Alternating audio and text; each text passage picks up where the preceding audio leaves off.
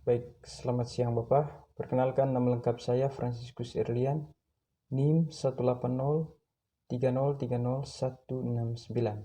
kelas Sosiologi D semester 6. Baik, saya akan menjelaskan tugas mingguan yang ke-6 dari mata kuliah Metode Penelitian Kualitatif. Langsung saja. Apa itu penelitian kualitatif? Penelitian kualitatif adalah untuk memahami fenomena atau gejala sosial dengan lebih menitik beratkan pada gambaran yang lengkap tentang fenomena yang dikaji daripada memerincinya menjadi variabel-variabel yang saling terkait. Harapannya ialah memperoleh pemahaman yang mendalam tentang fenomena untuk selanjutnya dihasilkan sebuah teori. 3 pendekatan kualitatif dalam pendidikan. Yang pertama positivis. Dalam bentuk ini, pendekatan kualitatif meletakkan pendidikan atau lembaga pendidikan adalah sebagai objek, gejala-gejala atau sistem gejala di sekolah yang akan diteliti. Dari penelitian positivis, di mana yang menjadi objeknya atau yang menjadi tempat untuk ditelitinya itu adalah sekolah. Kemudian interpretatif. Pada pendekatan interpretatif, pendidikan diletakkan pada proses yang dilakukan dan sekolah dianggap sebagai pengalaman nyata. Kemudian yang ketiga, critical research. Pendidikan diletakkan pada institusi sosial yang desain untuk sosial dan budaya dan perkembangan lainnya. Kemudian yang berikut adalah karakteristik penelitian kualitatif. Yang pertama, permasalahan masa kini. Pada umumnya penelitian kualitatif mengarahkan kegiatan pada masalah kekinian. Subjek peristiwa yang diteliti bukan masa lampau, seperti dalam penelitian sejarah, yang berupa beragam permasalahan yang terjadi masa kini. Jadi dalam penelitian kualitatif, di mana menjelaskan atau meneliti tentang objek atau fenomena yang terjadi pada masa kini, atau dia lebih bersifat kekinian dan dia sangat situasional. Jadi apa yang terjadi untuk saat ini dan itu yang diteliti, bukan seperti sejarah yang meneliti tentang fenomena atau gejala sosial yang terjadi pada masa lampau. Itulah perbedaan dari penelitian kualitatif. Jadi dia lebih bersifat up to date. Kemudian yang kedua, natural setting. Topik penelitian kualitatif diarahkan pada kondisi asli apa adanya sesuai dengan di mana dan kapan subjek penelitian berada. Dengan demikian, sasaran penelitian berada dalam posisi kondisi asli seperti apa adanya secara alam tanpa rekayasa penelitian. Yang ketiga, bersifat holistik.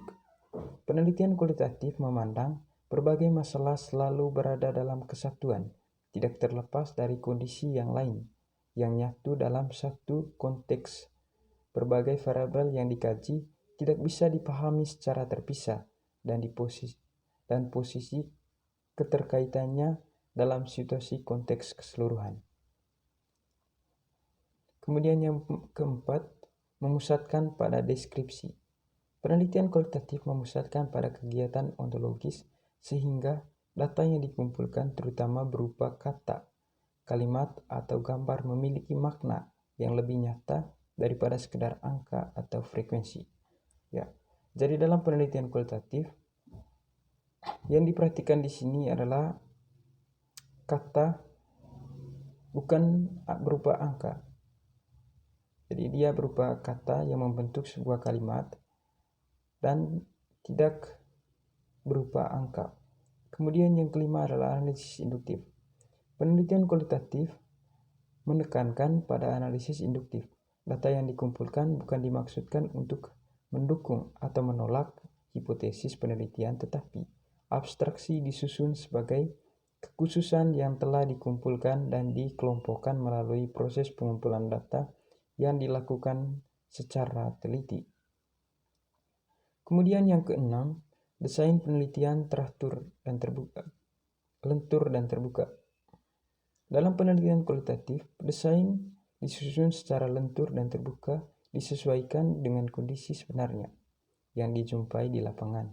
Penelitian tidak menerima desain yang ditentukan secara a priori karena tidak dapat dalam menghadapi realita dari berbagai masalah yang sebenarnya tidak diketahui. Jadi yang keenam ini dia menjelaskan bahwa penelitian kualitatif dia harus bersifat lentur dan terbuka. Jadi apapun yang terjadi di lapangan pada saat penelitian, dan itu yang harus dilaporkan. Bukan mengarang-arang atau merancang skema tertentu sehingga membentuk suatu penelitian yang meyakinkan banyak orang, tetapi dia bersifat terbuka supaya bisa dipercaya dan dipahami oleh masyarakat luas. Kemudian yang ketujuh adalah peneliti sebagai alat utama penelitian. Berbagai alat pengumpulan data dapat dimanfaatkan sebagai peralatan menuju dalam penelitian kualitatif. Peralatan menunjang. Namun demikian, alat penelitian utamanya tetaplah peneliti sendiri. Ya. Di dalam penelitian, jadi alat yang pertama dan yang utama dalam meneliti sesuatu adalah peneliti. Siapa yang meneliti dan itu merupakan alat yang paling utama. Kemudian yang ke-8 adalah purposive sampling. Mengingat bahwa penelitian kualitatif tidak ada tujuan untuk melakukan generalisasi, maka penarikan sampel dilakukan dengan teknik cuplikan yang bersifat purposif. Yang ke-9 adalah makna sebagai perhatian umum. Peneliti memasukkan dirinya pada pencipta purposif. Dengan demikian dapat dihindari perumusan makna mengenai sesuatu di dalam konteksnya yang berdasarkan pandangannya hanya dari peneliti sendiri. Yang ke-10 adalah bentuk laporan dengan model studi kasus. Laporan penelitian kualitatif cenderung untuk menggunakan model laporan studi kasus karena lebih sesuai bagi penyajian realita multiperspektif dengan karya deskripsinya. Yang ke-B adalah jenis penelitian kualitatif. Adapun jenis penelitian kualitatif, yang pertama, penelitian fenomenologi adalah suatu jenis penelitian kualitatif.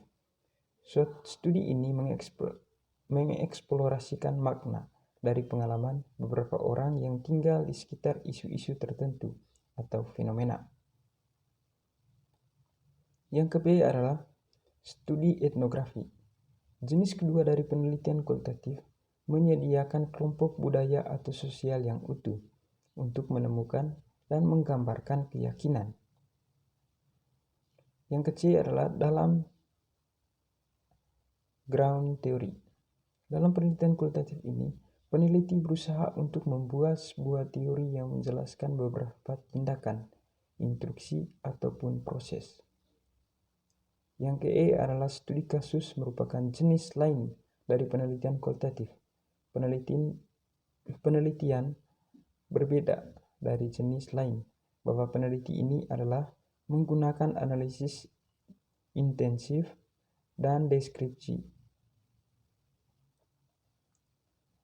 Kemudian yang ke-B adalah studi kasus sebagai peneliti kualitatif.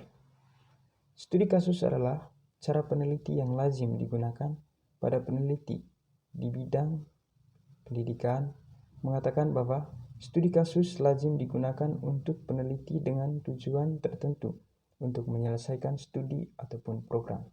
Ya. Sebagai salah satu contoh dalam membuat studi kasus, di mana sebelum turun untuk meneliti sesuatu, dalam contohnya membuat proposal ataupun skripsi, tentukan dulu yang pertama judul, kemudian kita tentukan studi kasusnya apa, beserta dengan judul tersebut, sebelum kita melanjutkan ke penelitian. Jadi dalam metode penelitian kualitatif perlu juga dengan studi kasus. Ya.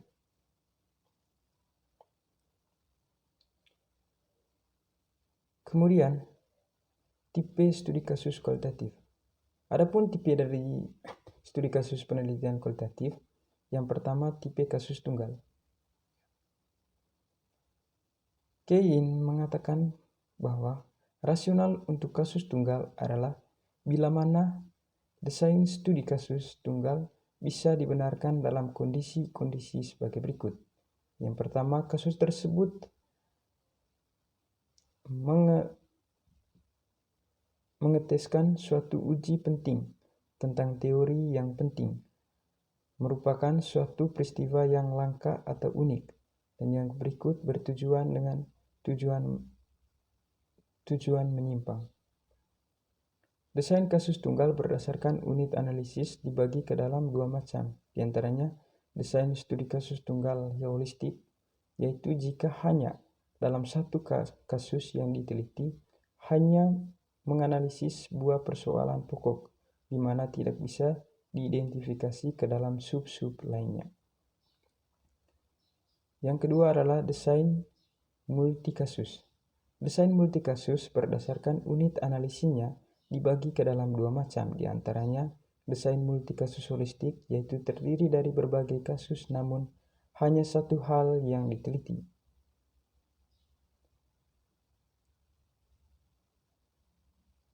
Teknik-teknik pengambilan sampel. Secara umum ada dua jenis teknik pengambilan sampel, yaitu sampel acak atau random sampling, kemudian sampel tidak acak atau non-random sampling. Dan berikut adalah pengumpulan data kualitatif. Teknik pengumpulan data yang paling umum dipakai dalam penelitian kualitatif yaitu observasi, wawancara, dan analisis dokumen.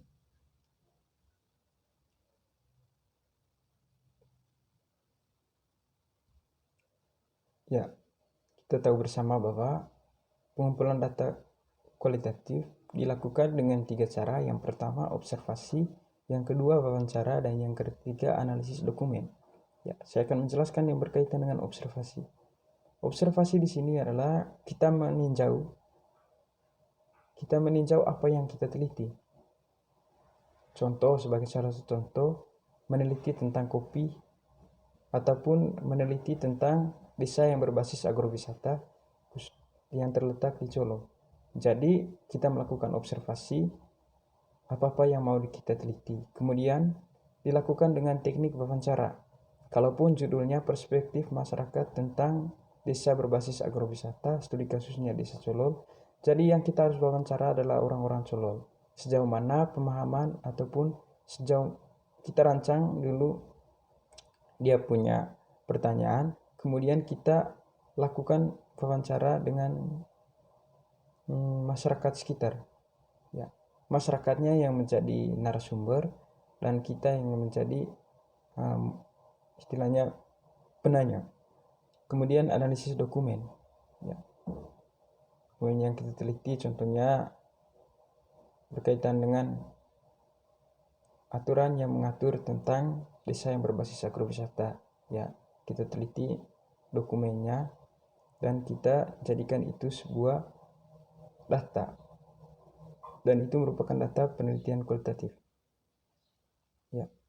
Baik, itu saja yang bisa saya jelaskan pada kesempatan ini. Selamat siang Bapak. Terima kasih.